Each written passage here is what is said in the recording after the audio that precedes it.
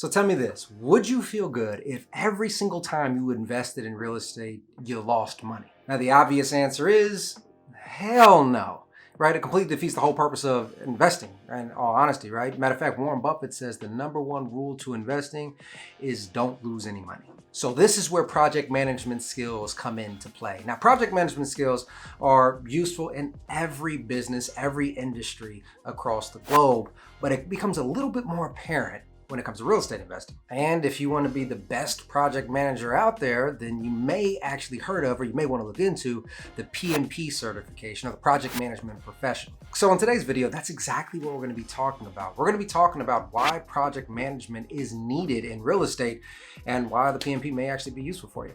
So let's get to it. So everything in real estate is all project based, right? And so what is a project? A project that simply says, yo, it's got a definitive start time and it has a definitive end time. Therefore, it's a project, right? It's not ongoing. So let's break down a few examples of how real estate fits into that category. So let's think about a flip. Obviously, we got a start time, right? That can be the analysis of it all, but definitely the purchase is the beginning. And then the end is when we sell it, when we collect our money. So that one's pretty clear. Maybe there's a rental. Right? Maybe we don't own the property forever. Or maybe there's individual projects within the lifespan of that rental. Maybe we bought it, we flipped, did some renovations in it, and then we refinanced it.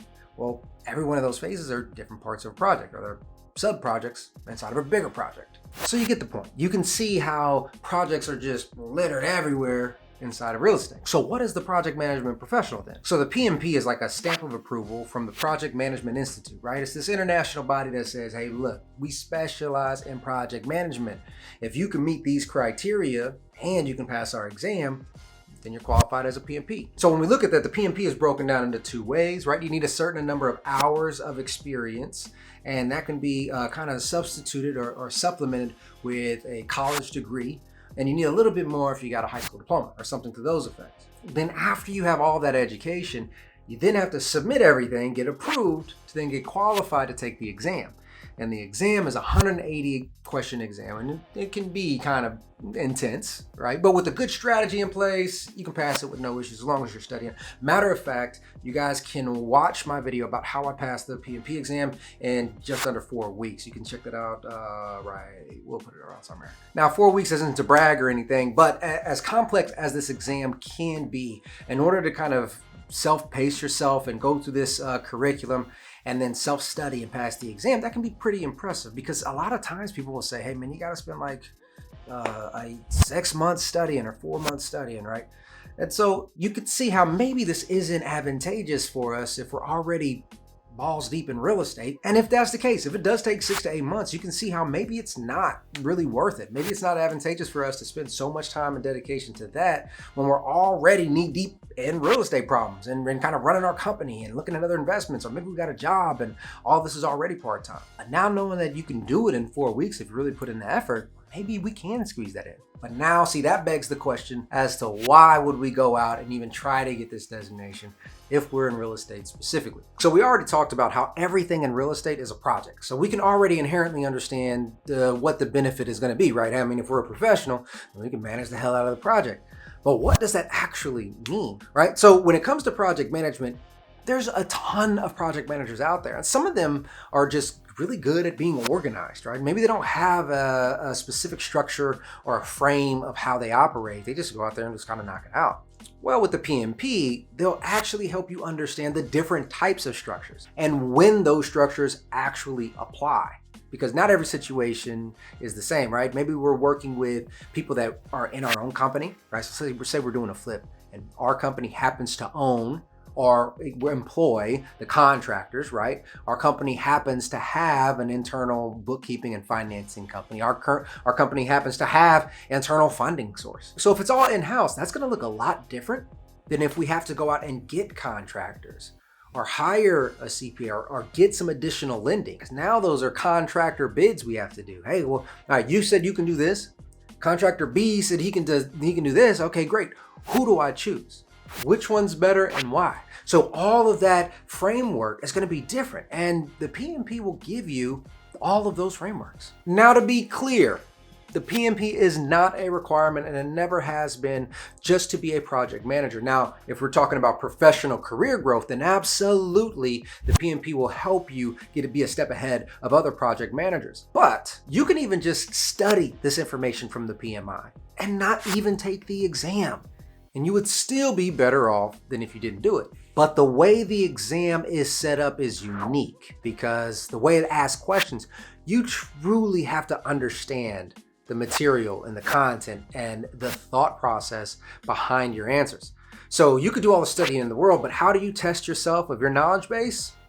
It's by taking the exam. The second way the PMP is going to help you is it's going to teach you how to solve problems and make decisions from a project management perspective. And let me kind of explain that. So, as a business owner, sometimes we can simply say, look, we've got issues with sales, so we probably need to hire more sales reps.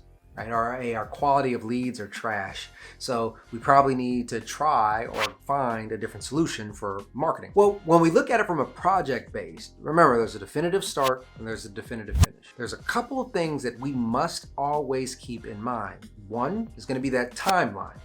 Hey, are we behind schedule? Are we ahead of schedule? The second thing is going to be the budget. Are we under budget or are we over budget? Now, when you look at a project, most situations says the project has to be finished, right? There is no middle ground. There is no, oh, well, we just wasted all this money and time and we're not going to finish it. So from the project management perspective, we always are thinking, well, okay, hey, look, if we cut this out, how does it impact the time and the budget? You know what? There may be somebody who can come in and do this job 2 weeks earlier. However, they cost twice as much as our original quote. How do we balance that out? Right? And again, there's frameworks to all of this, right? So it's not just us sitting back and trying to run all the numbers. It gives us the structure. It gives us the framework to help make these decisions and make them informed decisions too. Not just, instinct or not just gut feelings. We actually have the data to say, yeah, man, we gotta shift it. We gotta do something different. Now, those two alone are enough to really highlight the value, but it goes beyond that because the PMP also focuses on how you communicate. Now, if you guys have been following me for a while, communication is the key to everything. All the arguments you ever get in with your significant others, or maybe some of your ex-relationships, past relationships, whatever, future relationships, with your kids, with your parents, all of it boils down to communication. Prove me wrong. All of it boils down to communication, right? You may perceive something incorrectly and therefore you react a certain way, or vice versa. And you know what?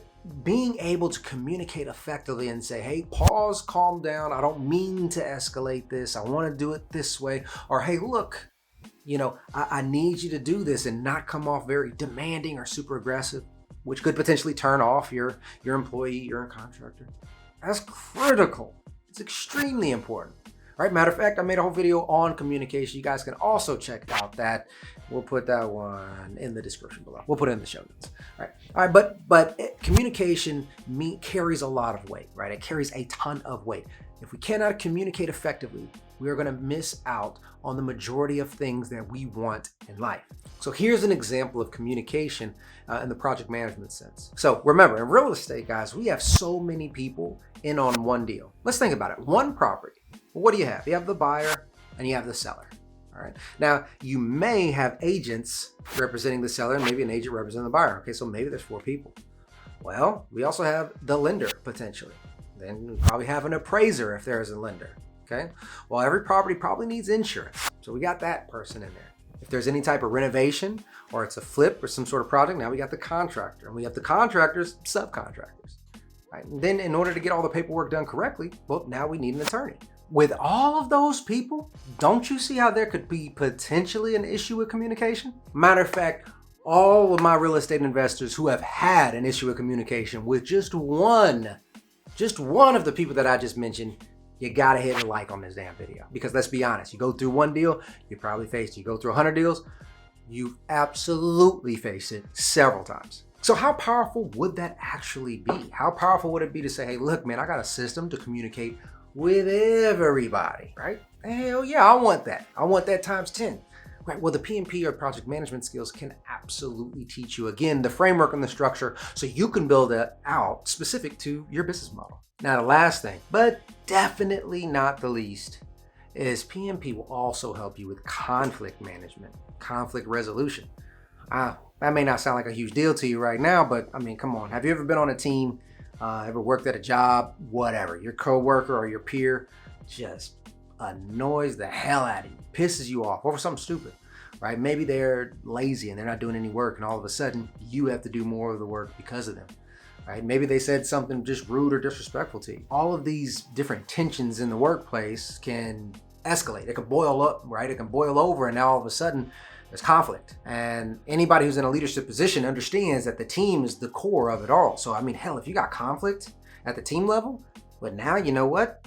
Timelines are probably going to be delayed, right? There's going to be things that are slipping through the cracks that we just can't afford on our projects. We can't afford to lose money for every deal, right? In every project, you're going to have different stakeholders. You're going to have different team members, right? And different levels of completion on the project. And every single one of those people have different personalities, and they probably have different individual goals and different approaches to things. So there's inevitably going to be some sort of human conflicts, right? An element of conflict somewhere in there. So being able to manage that, right? And when we say conflict management, it's not just like, oh shit, it happened, now what? Right? No, it's saying, hey, look, now that it's happening, or before it's happening, I need to do this to prevent it. Now that it's happening, all right, what do I do to de-escalate it as quick as possible? And then after it happens, what do I do to make sure that everybody feels heard and they feel like a fair outcome came out of it? Now, that's a lot. That right there is like 12 years of psychology. It's not quite that intense, but it does help coming from a project management perspective. And remember, maybe the certification itself isn't necessarily needed, but studying this, taking it seriously, is extremely important. It's so important, in fact, that I've already made a couple videos on project management. So immediately after this, that's what you're gonna do. Go check it out. See you in the next video.